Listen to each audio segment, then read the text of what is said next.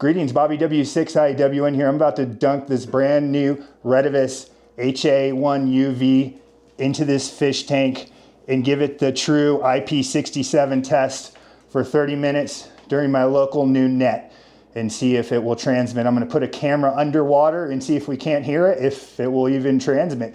So let's get right to it. Good afternoon, all. All right, starting the timer. Net control operator, I actually hear it.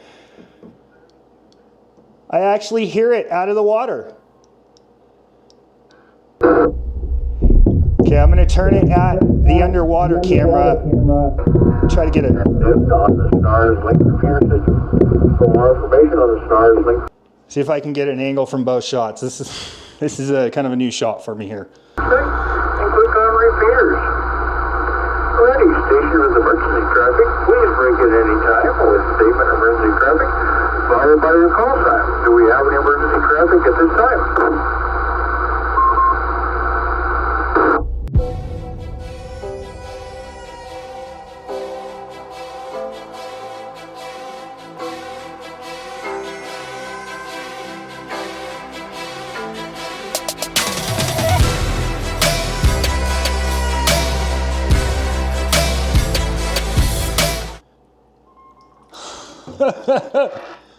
Uh-oh. What was that noise? I heard something. Was that just tail squelch? Let's check this out. Oh. Oh, I'm getting water everywhere. You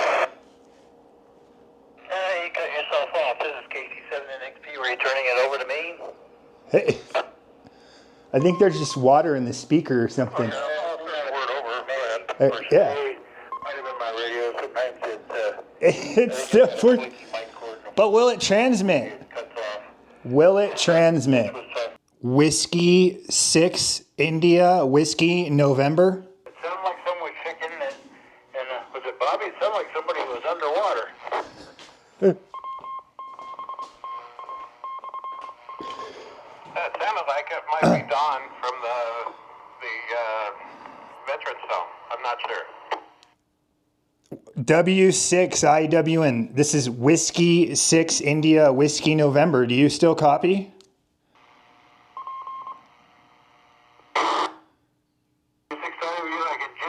Uh-oh. Sounds like you're underwater. Uh-oh. Uh-oh. Let's go closer. Okay, very interesting, because I did just pull this radio out of a fish tank that was in there for 30 minutes. No joke. So does it not sound right? I can hear you guys okay, but how is the transmitting? I gotta go outside for this.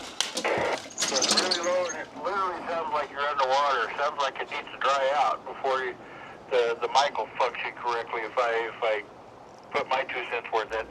Okay, it's lasted the 30 minutes. I'm surprised it's held up. Let's see how it sounds. I'm gonna go in the other room and transmit on a radio. And then also, I wanna hear how this thing sounds, because I was getting some reports that it sounded like I was underwater, which makes sense. Someone in my ham club messaged me. He said, try blowing the water out of the mic. It sounds like there's a droplet of water in the mic. So I kind of blew out the water and shook the water out of this thing, and we'll see how it's doing. All right, let's first get the receive test. W6IWN testing, Whiskey 6 India Whiskey November. Testing waterlogged radio. 1, 2, 3, W6IWN. Okay, it seems to be receiving just fine. I did get some complaints on the net that it sounded like I was underwater. Ham in my radio club messaged me and said it sounded like there was some water in the mic. So I blew that out and shook all the water out. I'm going to go ahead and transmit on the Retevis in another room, and we'll see how it sounds. W6IWN testing waterlogged Retevis. Audio 1, 2, 3. Testing waterlogged Retevis. Audio 1, 2, 3, 4. W6IWN clear. Okay, I'm going to have to play back that footage, but from what I could hear in the other room, it sounded fine. So I'm surprised this thing held up. Before I do my entire video though, it's only been out of the water for 30 minutes. I'm going to wait until tomorrow. Give this thing the overnight test before I tell you guys it passed. Okay, it's not been 1, but it's been 5 days. I've been busy, and I wanted to give this thing the true test for you guys. So let's see if it will still turn on after the dunk test. Still turning on. That's a good sign. And note, I did not take off the battery. I did not soak this in rice or do anything funny. Actually, I turned it off and it's been sitting on my coffee table. So that's good. It turns on. Does it still work? Let's find out. W6 IWN. Can I get a radio check, please? W6 IWN radio check. It's hitting the repeater. That's a good sign. Hey, Bobby, case success. See, a little scratchy, but I hear you okay. Where you at?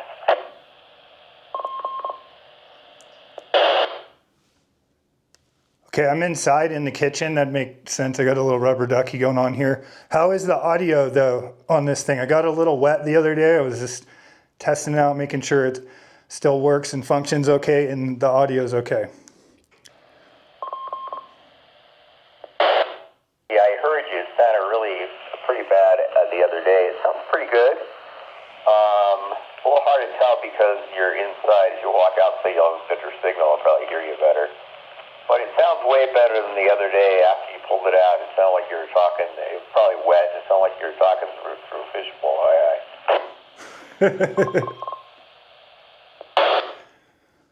All right, very good. I'm glad it's working. I just wanted to wait a few days and test it out, make sure it's still working. All right, I appreciate the radio check, and you guys have a great day out. Very cool. So it still works, and yes, I am inside. If I went outside, I know the signal will work better. I was actually testing it earlier. So it works, the audio works. I got the water out of it. It's still functioning. What's this thing do? Let's look at it right now. Okay, let's take a closer look at this thing. First off, I got to tell you, it does feel rugged. This is plastic, but it feels like kind of like a gun handle or something, that the same kind of plastic that's made of. Not the rubber, but like the plastic parts on a gun. It's a lot bigger than the old Baofeng, and it definitely feels a lot more rugged than that. So it is IP67 rated. As you could see, it did pass the test. And right here actually is where I thought it was going to fail. There's maybe something shorting out in the battery, but I thought water was going to go in that USB port, and that was going to be the end of it.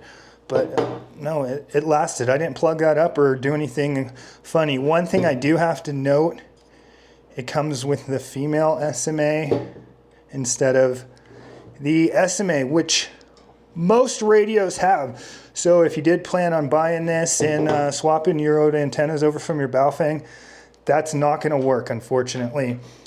And I'm wondering how on the ruggedness, how that's going to work. See how this is poking out, then you have your antenna. So if you hit your antenna, you can potentially snap that whole thing off. I think that's why a lot of other manufacturers went the other route. I'm not sure. I haven't done it drop on the antenna test, but otherwise it does seem rugged. I really don't know about that whole connection. I wish they would have went the other way with that. All right, let's take a look at these Windows 95, like kind of old school Linux looking menus. They definitely went their own route on the firmware. I like it, and then I don't like it at the same time. It's got its pros and its cons. It definitely looks funky, but it's straightforward. Like when you're working with a DMR radio, you have your radio settings all in one section here. It is easy to program the zones. So when you want to do a channel, you can come in here and edit everything about the channel, which it does make it easier to find the menus that way. I do like that versus then having to go through all of the menus, but they just kind of put them in folders. You have a scan signaling, so it does do the DTMF, but you need to go in here to signal that out. Emergency, I imagine that has something to do with the bear alarm or whatever you want to call the alarm. I don't use those. Call tone, apparently you can adjust that. It does have mic gain. It's only adjustable low, medium, and high, but it does have mic gain. A lot of radios don't have that.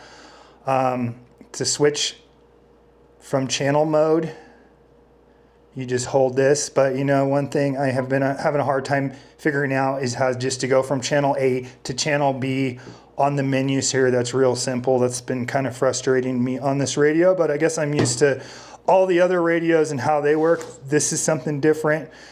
It does have your weather in there. So it does have FM radio and also has your NOAA weather. It has it set up where you can actually turn the weather alarm on. I do have it on. We haven't had any weather alerts, so I can't confirm whether or not that is working. But under the channels here, I have the antenna off right now, as you can see, so I'm not going to get any of those channels, I highly doubt. But it does work. I was getting the channels. There is the channel knob on the top. I do like that function. That is pretty cool. So there's all your NOAA weather channels in there. This is strictly a 2 meter, 70 centimeter dual band. There is no air band or any of that stuff on here. That's about it for the radio here. Close up look. Let's put it on a meter and see what power it's got. Okay, real quick, I just want to show you how I'm testing this. I have the radio hooked up to the SWR power meter to the 50 watt dummy load, and I'm going to kind of spread this stuff out so it's not all crammed to each other for the test here. Okay, we're on 2 meters, high power. What you want to do is pay attention to these numbers up top. This is SWR here. We're looking at these numbers for the power up top right here. So high power, here we go. 368 I saw, I think, there for a second. So a little bit under 4 watts on the high power setting here on 2 meters. Okay, now we're on high power 70 centimeters. Let's give it a test. 363 I saw there for a second. All right, for dual bander, it's about the same power. Usually one's a little bit higher than the other from my experience. So a little bit under 4 watts high power on 2 meters and 70 centimeters, which is actually typical for a lot of these radios that say that they're 5 watts. Spectral purity. This thing does pass the emissions test. The Smoking Ape just did a great video on that. If you want to check it out, I'll post a link up here somewhere, but rather than regurgitate what he just did a great video on, plus he's one of the smartest guys you're going to find on YouTube that has anything to do with ham radio. So if you're not already a subscriber, check out the Apes channel. So if you are interested in this radio, I will include links below. I can get you $10 off with my coupon code and link in the video description below. And also I'm going to show you a detailed close-up of what's in the box. So stay tuned. For those of you interested, here is what's in the box. You get one radio, one antenna, you get one 2800 milliamp hour battery, and this battery does feel decent. It's not super light, it's got weight, which means it's probably a decent battery with the USB-C charging, and then spots for the docking. It comes with one manual, which is in English. It's pretty much your basic manual. It does have some picture stuff showing in here, but yeah, it's your basic manual here for a radio. Nothing super special about that. Okay, it comes with their special programming cable here. Doesn't look like this thing is USB-C programming. You need this, I don't know what you call that jack. If someone does, please comment below. If you remove this screw and then pop up this flap, normally where your Kenwood jacks were, there's going to be this special jack that comes with their USB-C cable. So no, your Baofeng cables aren't going to work to program this. It comes with the USB-A to USB-C, your belt clip, your lanyard, and then your dock, which will connect to the USB-C, which I like rather than the fixed cable. That's what's in the box.